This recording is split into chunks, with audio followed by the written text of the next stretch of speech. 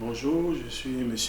Désiré Ouï, directeur principal en charge du département juridique au sein de Grande Thornton Côte d'Ivoire. Le sujet que je voudrais introduire aujourd'hui est les infractions ou la responsabilité pénale des dirigeants des différentes sociétés sous l'acte uniforme OHADA. Il faut savoir que par dirigeant, on entend toute personne en fonction du type de société. Par exemple, pour une SARL qui se nomme un gérant. Pour une société anonyme, on entend par président du conseil d'administration, administrateur, directeur général adjoint.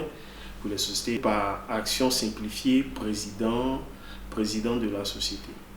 Donc, l'objectif aujourd'hui est de vous expliquer les différentes responsabilités pénales que peuvent encourir ces différentes personnes lors de l'exercice de leurs mandats sociaux au sein de ces différents types d'entreprises.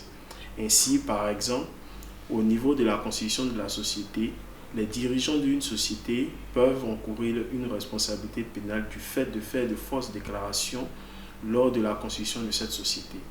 Exemple, les dirigeants qui, par sciemment, a fait de fausses déclarations lors de l'établissement de la déclaration de souscription de versement notarié ou qui a déclaré des fonds qui n'ont pas été remis à la société. Au niveau de la gestion au quotidien de l'entreprise, le dirigeant peut voir sa responsabilité pénale engagée lorsqu'il ne procède pas au dépôt des états financiers tels que recommandés par l'acte uniforme et par le Code général des impôts. De même, le dirigeant de la société qui, sur les documents de la société, n'indique pas la dénomination de la société, de même que le capital social et la forme de société, peut voir sa responsabilité pénale engagée. De même, en matière de contrôle, les sociétés qui sont astreintes à la nomination d'un commissaire aux comptes doivent obligatoirement procéder à cette nomination et ensuite, ces différentes personnes doivent être invitées à chaque assemblée générale de ces sociétés.